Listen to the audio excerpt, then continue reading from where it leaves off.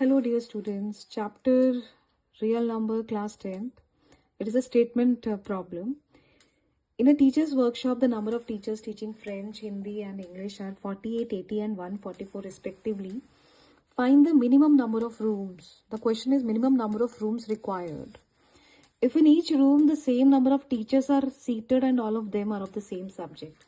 अब उसने कंडीशन क्या डाल दी है कि कम से कम रूम लगे और कंडीशन ये है कि भाई टीचर्स हर रूम में सेम होने चाहिए, same number of teachers should be seated, हर रूम में बराबर संख्या में टीचर्स बैठेंगे एंड दूसरी कंडीशन ये लगा दी भाई कि all of them are of the same subject, कि वो सारे के सारे सेम सब्जेक्ट्स के भी होने चाहिए।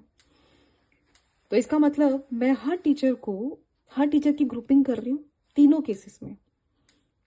पहले तो ग्रुपिंग करनी मतलब पहले तो उनको बांटना है इक्वल, मतलब इस तरीके से बांटे कि 48 teachers equal number of groups में बंट जाए, ठीक है।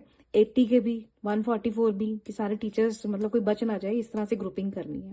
इसका बाद इनको इनके फैक्टर्स में ही इनको डिवाइड कर सकते हैं। जैसे अगर 48 इज डिवाइडेड बाय 12 तो हम 4 ग्रुप बना के 12 टीचर्स का ग्रुप बना सकते हैं। इसी तरह से बाकी जैसे 16 80 का फैक्टर 16 है तो हम 5 ग्रुप बना के 16 में भी 80 को डिवाइड कर सकते हैं। तो सबसे पहले तो हम इनकी ग्रुपिंग करेंगे। सेकंड ये भी ध्यान रखना है भाई वो जितने भी नंबर ऑफ टीचर्स में हम इनकी ग्रुपिंग कर रहे हैं तो वो सभी बाकी 2 सब्जेक्ट्स में भी वही चीज रही कि उसमें भी उन ग्रुप्स में भी उतने ही टीचर्स आए। इसका मतलब तीनों के लिए वो कॉमन फैक्टर का काम करना चाहिए और उसमें भी मुझे हाईएस्ट कॉमन फैक्टर चाहिए क्योंकि मुझे मिनिमम नंबर ऑफ रूम्स लगाने हैं। तो मैं क्या ढूंढ रही हूँ, मिनिमम नंबर ऑफ मतलब मुझे इस तरह से चाहिए कि मैक्सिमम नंबर ऑफ टीचर्स आ जाए उस ग्रुप में सो दैट कि मिनिमम नंबर ऑफ रूम्स लगे।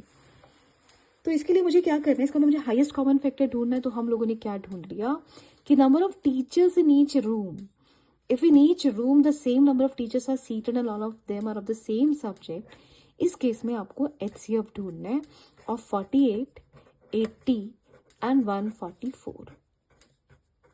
क्लियर। अब 48 के फैक्टर्स अगर हम बात करें तो 12 4 जा, ठीक है, तो ये आ जाएगा 2 2 जा 4, 4 3 जा 12, 12 2 जा 24। इस तरह से मेरे पास ये आ जाएगा 2 2 जा 4, 4 2 जा 8, 8 2 जा 16, 16 3 जा 48। 2 को मैंने इकट्ठा कर दिया। 80 में आते हैं तो 2 2 जा 4, 4 2 is 8, 8 2 is 16, 16 5 is 80। Then come for 144. It is 2 2 is 4, 4 2 is 8, 16 and 16 9 is 144. So 3 into 3. So what I got, 2 power 4 multiplied by 3, 2 power 4 multiplied by 5 and 2 power 4 multiplied by 3 square। तो मेरा HCF आ जाएगा कॉमन फैक्टर्स में छोटी power. तो छोटी power तो सारी power same ही है, common factor is only 2, so 2 power 4 that means 16 is the HCF। That is the number of teachers in each room will be 60। हर रूम में कितने कितने टीचर्स आ जाएंगे, we will get 16 in each room, we will have 16 teachers. अब उसने मुझे क्वेश्चन पूछा मिनिमम नंबर ऑफ रूम्स कितने होंगे, तो रूम्स देख लेते हैं। Number of rooms required for French, इसका मतलब फ्रेंच के लिए मुझे फ्रेंच टीचर्स के लिए मुझे कितने रूम लगने वाले हैं। 48 को 16 के ग्रुप्स में बांट दिया। हिंदी के लिए कितने लगेंगे, 80 टीचर्स, हर रूम में 16 टीचर, तो number of rooms 80 by 16। And for English 144 और 144 को भी 16 टीचर्स में बांट दिया। तो ये आ जाएगा 3 rooms for French teachers, 5 rooms for Hindi and 9 rooms for English teachers.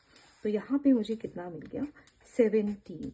So how many minimum number of rooms required if these 2 condition is to be fulfilled, we need 17 rooms. I hope that you got the answer, समझ भी आ गया होगा। So please like the video and share it. Thank you.